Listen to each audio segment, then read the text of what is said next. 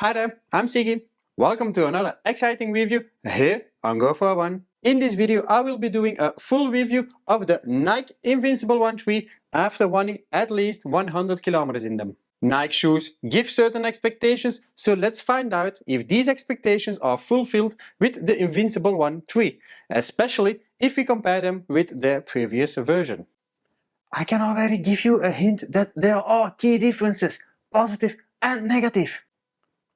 But let's start it off with the facts and figures.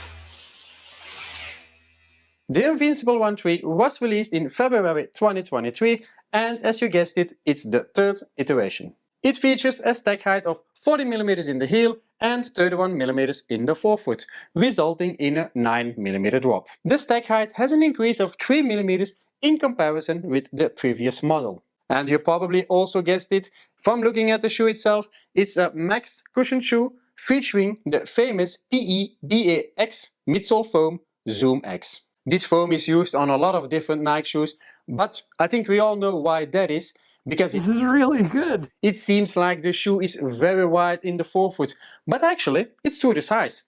But yeah, as we all know, looks can be deceiving, and that's not only with shoes. The weight is also a bit of a head scratcher. I scratch yours, you scratch mine. I've got one shoe that is 340 grams and the other 348 grams in my regular size 46, so there is a slight difference. Perhaps this will not play a role, but still, 8 grams is 8 grams. The overall weight is similar to the second iteration, which was around 350 grams. It's not a light shoe, but all that foam and padding, that weighs a bit. Nobody can deny that. And my scale says the same about me. Hold on. Furthermore, it's a neutral daily trainer, which I personally use on days that I've got a recovery run or that my legs feel tired. They are well suited for up to a half marathon, but for longer ones, the weight might start to wear you down. You're weighing me down. The outsole rubber has gotten a major redesign. From my experience, it's good enough for the type of runs that it's made for. Besides that, it's not like they are designed to run trails. The upper is still the Flyknit, but it's definitely an improved version. It might not look like it's well ventilated, but you can be sure that it is. It's not very thick, but the knitted structure makes it look like it is.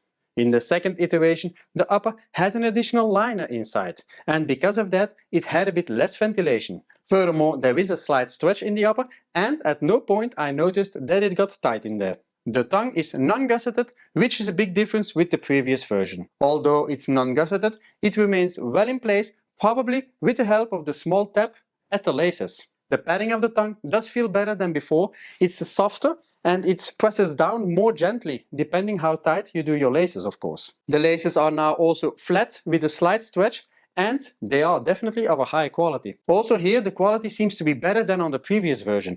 Back then they were wound, and after not long they started to show some wear and tear. The heel area is definitely a lot more aesthetic since it features a more wound base. You could call it a wound bum. For support, it has a wound rubber or plastic thick line that covers the whole area from the left to the right or from the right to the left, what you prefer. The padding in the heel is probably where Nike just messed up. The padding is obviously less and it's also softer. Because of that, it doesn't give good lockdown, which is something you definitely need. I've tried it on a couple of runs, but in the end ended up with doing the runner's knot method. Unfortunately, there was no avoiding it. Luckily, the length of the laces are sufficient to do this, so that's already a good point. But even when doing the runner's knot, I'm still careful and I pay attention if it starts to feel a bit odd, as it's also no guarantee to success. Bonjour! If you are enjoying this review, then don't forget to tickle the like button, tickle the subscribe button. Your great clicking actions would help the channel out a lot. And I mean that. Most of you are not subscribed, nor are you tickling any of the buttons, so come on ladies and gentlemen, and thank you in advance for the great support. But I'll let you further enjoy the review. There is a higher stack height, which in the end gives a little bit more bounce, and who thought that was even possible? More bounce on the Invincible. Crazy! The improved outsole rubber design gives more and better grip, which works very good. The front outsole rubber that comes up towards the front of the shoe has been maintained for which I'm glad as this gives a better protection and increases possibly the durability of the shoe overall. The upper also looks better, feels better and breathes better. The inner lining from the previous version has been removed, attributing to having a better ventilation. And with the removal of the inner lining, the tongue has also become non-gusseted, but it remains good in place and feels softer than before. New laces which are flat but with a slight stretch and improved quality, or let's say durability. And we also got a heel tab to help us out a little bit. Great move, which I like very much. Furthermore, the insoles can easily be removed in case you require custom ones, and the Invincible is available in 2 widths, normal and extra wide. I'm very skeptical with claiming an overall durability of the Invincible, as with the previous iteration, the upper came detached from the midsole foam after less than 350 kilometers. And it seems I wasn't the only one that had this. In the second pair that I have from the Invincible Run 2, the issue also started and they are not even up to 200 kilometers. For that reason, I'm staying very cautious for the Invincible 3 also. I'm not making any guesses for the distance you could do in these. Nope, not at all. Look, don't get me wrong, after 100 kilometers they still look very good. But things would go wrong very fast. Let's just see and wait it out. The last negative point that I've got is the heel area. As I already mentioned, the heel lock isn't really there unless you do the runner's knot, and even then you still need to be careful. I did not have this at all with the previous versions, not on the 1, not on the 2, so this was a really bad move from Nike.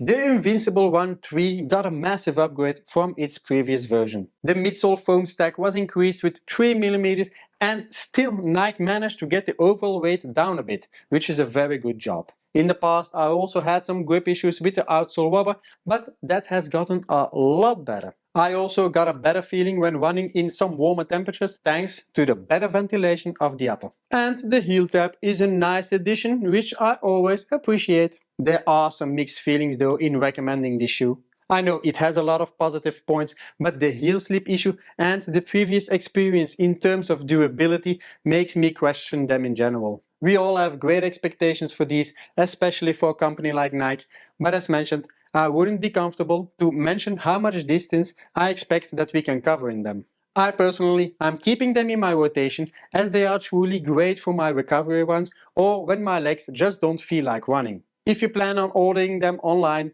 make sure you got a good return policy for them in case you don't like it. But honestly, I would recommend to just head over to your local running store where you can try them out and then you immediately know if you like it, yes or no. The retail price is 190 euros. I find that a bit high. The ones I've got here I managed to buy for 105 euros, which is a very good price that I'm happy to pay. Well, happy is a big word. Who is happy to pay, lol? But you get the picture. I didn't want to pay full price for them, that's for sure. But that concludes the review of the Nike Invincible Run 3. If you found the review helpful, be sure to like the video and also subscribe to the channel and click that little bell while you're at it. Thank you all for watching and I hopefully see you in the next one.